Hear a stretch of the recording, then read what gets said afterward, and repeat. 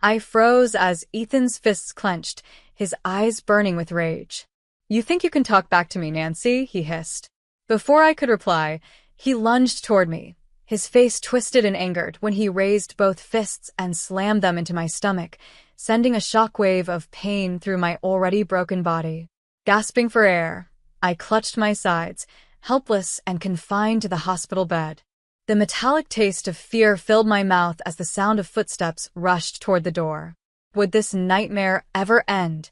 Or was this the moment I would lose everything? "My name is Nancy. I'm 43 years old, a housewife, and the mother of a 7-year-old daughter named Lily. From the outside, my life might seem picture-perfect, married to Ethan, a man who once promised me a lifetime of love and happiness. But appearances can be deceiving. When Ethan and I first met, he was everything I thought I wanted. Confident, attentive, and full of charm, he swept me off my feet effortlessly. We met at a mutual friend's dinner party, and from the moment our eyes locked, I felt a spark I had never known before. Ethan seemed perfect, always knowing the right things to say, the right gestures to make. Within a year, I was wearing his ring and planning a future I believed would be beautiful. I left my steady job at an accounting firm to embrace the life Ethan envisioned, a traditional household where I would focus on family and support his career. At first, it felt like the right decision. Ethan showered me with affection, surprising me with flowers and planning romantic evenings. His promises of a bright future made every sacrifice feel worthwhile. But once the honeymoon phase ended, Ethan's demeanor changed. The man who once adored me became distant and cold. Compliments turned into criticisms, and his thoughtful gestures vanished altogether. Instead of asking how my day had gone, he started pointing out everything I hadn't done to his satisfaction. The spotless home and freshly cooked meals I once enjoyed preparing were now expectations, and anything less was met with his disapproval. Whenever I tried to express my feelings, Ethan would dismiss me outright. "You're a housewife, Nancy," he'd say with a smug grin. "It's not like you have a hard life." His words cut deep, but I swallowed my pain, telling myself that I needed to stay strong for Lily. My daughter deserved a stable home, even if I had to endure Ethan's growing indifference to provide it. Over the years, I realized the man I had fallen in love with was gone. Ethan had become a stranger, one who no longer saw me as a partner, but as someone to command and criticize. What I once believed was a dream had slowly turned into a nightmare, yet I clung to the hope that someday things might change. Ethan's criticism became a constant in my life, a dark cloud hovering over every moment. No matter how much effort I put into keeping the house spotless or making sure dinner was ready when he walked through the door, it was never enough. He always found something to complain about. "You missed a spot on the counter," he'd say as he dropped his bag on the kitchen table. Or, "Why isn't Lily ready for bed yet? What do you even do all day?" His words felt like tiny cuts, slowly eroding my confidence. At first, I tried to reason with him, explaining how much effort I put into managing everything. But my words always fell on deaf ears. "You're just making excuses, Nancy," he'd reply. "You have one job, to take care of this house and our family. Why is that so hard?" Ethan's frequent job changes only made things worse. Each time he came home with news of being let go or quitting, he would blame everyone but himself. His bosses were unfair, his co-workers incompetent. And yet somehow he managed to twist these failures into reasons why I was the one letting him down. "You're supposed to make things easier for me," he'd say. "Instead, you're just another problem I have to deal with." I often felt like I was raising two children, Lily and Ethan. While I did everything to make Lily's childhood happy and safe, Ethan's unpredictable moods made it a constant challenge. He would criticize her, too, scolding her for minor things like leaving toys on the floor or talking too loudly. I found myself stepping in, trying to shield her from his harshness. "Don't take that tone with her," I'd say firmly, only for him to turn his anger on me. "Maybe if you taught her some discipline, I wouldn't have to," he'd snap back. As the years passed, I stopped trying to argue. It was exhausting, and I knew it would only escalate. Instead, I focused on Lily, pouring all my energy into giving her a sense of stability and love, even as my own spirit wore thin. Ethan, on the other hand, seemed to thrive on control. The man I had once admired had become someone I barely recognized, a man whose words and actions left me feeling small and invisible. And yet, I stayed. For Lily, I told myself. For the hope that one day things might get better. It was a typical Tuesday evening, and I had just finished grocery shopping. My mind was preoccupied with the long list of tasks waiting for me at home, preparing dinner, checking Lily's homework, and tidying up the kitchen. As I crossed the street with bags in hand, I never saw the car coming. The screech of tires and the blaring of the horn were the last things I heard before everything went black. When I woke up, I was in a hospital bed, my body aching and immobilized. Both of my legs were in casts, and every breath sent sharp pain through my ribs. A nurse stood beside me, explaining that I had been hit by a speeding car. My injuries were severe, and my recovery would take months. In those first few days, I felt utterly helpless. Tasks I had taken for granted, sitting up, eating, even reaching for a glass of water, were impossible without assistance. My parents, Eleanor and Richard, became my lifeline, visiting me daily and taking care of Lily while I was confined to the hospital. They brought me meals, reassured me that Lily was doing fine, and tried to lift my spirits with their constant support. But Ethan was nowhere to be seen. I had expected him to rush to my side the moment he heard about the accident. Instead, there was only silence. Days turned into weeks, and still he didn't come. Each time the door to my hospital room opened, I hoped it would be him, but it never was. When the third week arrived, Ethan finally made an appearance. As he walked into the room, his expression wasn't one of concern or guilt. It was annoyance. He stood at the foot of my bed, arms crossed, and delivered his first words since the accident. "Do you have any idea how much of a burden you've become?" His words hit me harder than the car that had left me broken in this bed. I stared at him, trying to process the cruelty of what he had just said. How could he blame me for this? How could someone I had given so much to treat me like this? "What do you mean?" Ethan's sharp, cutting words echoed in the sterile hospital room. "Do you have any idea how much of a burden you've become?" he repeated, his tone cold and dismissive. I struggled to sit up, my broken body protesting with every small movement, and looked at him in disbelief. "I didn't ask for this, Ethan," I said, my voice trembling. "I didn't choose to be hit by a car." He scoffed and moved closer, standing over me like a judge delivering a sentence. "You think that makes a difference? You're lying here doing nothing, and now I'm supposed to handle everything? I can't afford this, Nancy. You need to figure it out." Tears welled up in my eyes as his words cut through me. "Figure it out? I can't even walk, Ethan. What do you expect me to do?" Ethan's expression hardened. "Sell your jewelry," he snapped. "You've got more than enough to cover this mess. I'm not wasting another dime on you." I froze, the shock of his cruelty momentarily silencing me. "You're serious?" I whispered. "After everything I've done for you, this is how you treat me? You're my husband, Ethan. You're supposed to support me." "Support you," he barked, his voice rising. "You're useless now, Nancy. I have to carry this family on my back, and you can't even do your part anymore." The air in the room felt heavy, suffocating, as his anger boiled over. I couldn't stay silent any longer. "I've done nothing but support you, Ethan. I gave up my career for you, raised our daughter, and kept our home running while you bounced from one job to another. And now, when I need you most, you call me useless?" His face twisted in rage.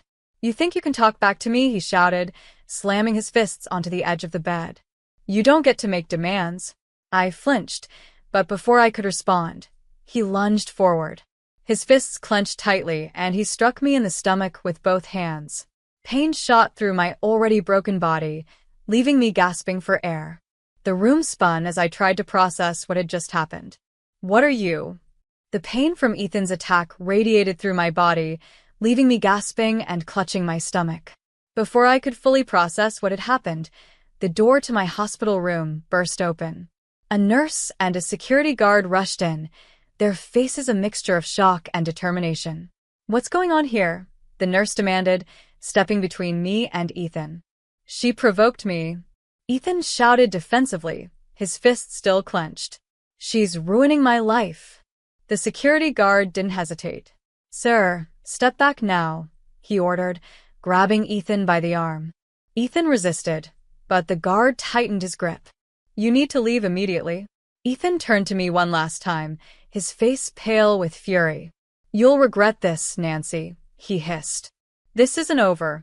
As the guard escorted him out, I felt a mixture of fear and relief. My body ached, my heart was shattered, but for the first time, I realized I couldn't stay silent any longer. Ethan's cruelty had reached a point of no return.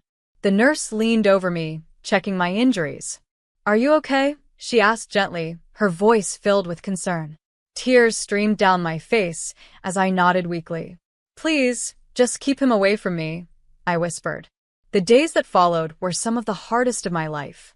My parents, Eleanor and Richard, stepped in completely, ensuring I was never alone. They handled every detail, from caring for Lily to speaking with the hospital administration about filing a formal report against Ethan. Their unwavering support became my anchor in the storm. Physically, I was healing, but the emotional scars ran deeper. Every time I closed my eyes, I saw Ethan standing over me, his fists raised in rage. The memory of his attack replayed in my mind like a nightmare I couldn't escape. Despite the pain, I knew I had to take action, not just for myself, but for Lily. I began speaking with a lawyer, Amanda, who assured me that Ethan would be held accountable for his actions. "You've been through enough, Nancy," she said firmly. "It's time to fight back." For the first time in years, I felt a spark of hope. I wasn't just surviving anymore. I was preparing to take control of my life. The decision to fight back wasn't easy, but it was necessary. Ethan's violent outburst in the hospital had solidified what I already knew. I couldn't let him continue to control or harm me. For Lily's sake and my own, I had to ensure he faced the consequences of his actions. With the support of my parents, I began gathering everything I needed for my case. Amanda, my lawyer, was a sharp and determined woman who quickly became my strongest ally.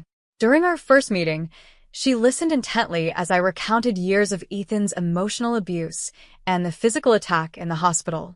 "You have a strong case, Nancy," Amanda assured me. "Between the hospital staff's testimonies and the medical records documenting your injuries, we can prove his actions beyond any doubt." Hearing those words gave me a renewed sense of purpose. I worked with Amanda to collect evidence, from the nurse's statements to photos of my bruises taken immediately after the incident. My parents also helped compile documentation showing Ethan's neglect and his history of financial irresponsibility. Each piece of evidence painted a clear picture of a man who had spent years tearing me down. The legal process was grueling, but I refused to back down. Ethan, on the other hand, tried to intimidate me from the sidelines. He left voicemails alternating between empty apologies and thinly veiled threats. "You're ruining my life," he said in one. "If you think you can win, you're wrong." I didn't respond to any of his calls. Amanda advised me to remain silent and let the evidence speak for itself. "Don't give him the satisfaction of a reaction," she said. As the court date approached, I threw myself into my recovery. Physical therapy was excruciating, but each small victory, standing up for the first time, taking a single step, reminded me of my strength. Lily's bright laughter and my parents' unwavering support kept me going, even on the hardest days. I wasn't just preparing for a legal battle, I was reclaiming my life. For years, Ethan had stripped me of my confidence and independence. Now, I was determined to show him, and myself, that I was stronger than he ever imagined. The day of the hearing arrived, and I felt a mix of nerves and determination. Dressed in a simple yet confident outfit, I walked into the courtroom with Amanda by my side. My parents sat in the gallery, their reassuring smiles a constant source of strength. Lily, too young to understand the situation, stayed at home with a trusted babysitter. Ethan was already seated at the defense table, his once confident demeanor replaced by visible unease. His lawyer whispered hurriedly in his ear, but his eyes kept darting toward me. The man who had always tried to dominate me now looked like a shadow of himself. Amanda began the case with a clear and precise recounting of Ethan's actions, starting with the assault in the hospital. The nurse and security guard testified, detailing the moment they intervened during Ethan's violent outburst. Their statements were compelling, painting a vivid picture of the attack. Next, Amanda presented the medical records, which documented not only the injuries from the accident, but also the additional bruising caused by Ethan's punches. Photos of my injuries were displayed, and I could feel the weight of the evidence settling in the courtroom.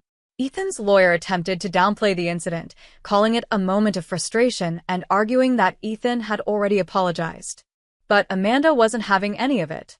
She methodically dismantled every excuse, emphasizing Ethan's history of emotional abuse and neglect. "This isn't just about one incident," Amanda said, her voice firm. "This is the culmination of years of cruelty, manipulation, and violence. Nancy has endured enough, and it's time for her to receive justice." When Ethan took the stand, his attempts to shift blame were weak and unconvincing. "She's exaggerating," he stammered. "I've done everything for this family, and she's the one trying to ruin me." Amanda's cross-examination was relentless. She forced Ethan to admit his failures as a husband and father, leaving him visibly shaken. By the time she finished, his defenses had crumbled entirely. After hours of testimony and deliberation, the judge delivered the verdict. Ethan was found guilty of assault and domestic abuse. He was sentenced to 18 months in prison and ordered to pay significant fines, including compensation for my medical expenses. As the gavel struck, I felt a weight lift off my shoulders. Justice had been served. As the courtroom gavel struck, signaling Ethan's conviction, a wave of relief washed over me. Justice had finally been served. I left the courthouse with my parents by my side, their reassuring presence a constant reminder that I was no longer alone in this fight. For the first time in years, I felt a sense of freedom to build a life where Lily and I could thrive without fear. Within weeks of the verdict, I found a cozy apartment in a quiet neighborhood. It wasn't large, but it was everything I needed to create a fresh start for us. Each piece of furniture and every decoration felt symbolic of a life reclaimed. Moving into our new home gave me a renewed sense of purpose, and Lily's laughter echoed through the rooms, filling the space with hope. Determined to provide for her and secure our future, I decided to explore something new. One evening, as Lily and I sat watching videos online, an idea sparked in my mind. What if I shared my story, not just the struggles, but the strength it took to overcome them? With my parents' encouragement, I launched a YouTube channel. I started by posting videos about my journey, surviving an abusive marriage, fighting for justice, and rebuilding a life from scratch. My goal wasn't just to share my experience, but to offer hope to others who might be going through similar struggles. I talked about resilience, self-care, and finding joy in small victories. To my surprise, people began connecting with my content almost immediately. Within a few months, my channel grew rapidly. Viewers left heartfelt comments, sharing their own stories and thanking me for inspiring them. Brands reached out for collaborations, and the income one started generating from my channel far exceeded my expectations. For the first time in years, I felt financially independent. The success of the channel allowed me to not only secure Lily's future, but also pursue dreams I had long buried. I began saving for her education and planning fun trips for us, creating memories I hoped she would cherish forever. Our small apartment became a haven of joy and laughter. Every night, as Lily and I cooked dinner together or sat on the couch watching her favorite shows, I felt immense gratitude for the life we had rebuilt. I was no longer the woman Ethan had tried to break. I was stronger, wiser, and happier. And with Lily by my side, I knew our future was bright. Thank you so much for watching and supporting my channel. If you enjoyed this story and found it inspiring, don't forget to like this video. Your support motivates me to share more stories like this. Comment below. I'd love to hear your thoughts and connect with you. Have you faced challenges like these? Or do you know someone who has? Let's start a conversation. Subscribe to my channel. Don't miss out on more empowering stories. life lessons, and tips to navigate tough times. Hit the bell icon to stay updated with every new video. Your support means the world to me. Together, we can build a community of strength, hope, and positivity. Thank you for being a part of this journey. See you in the next video.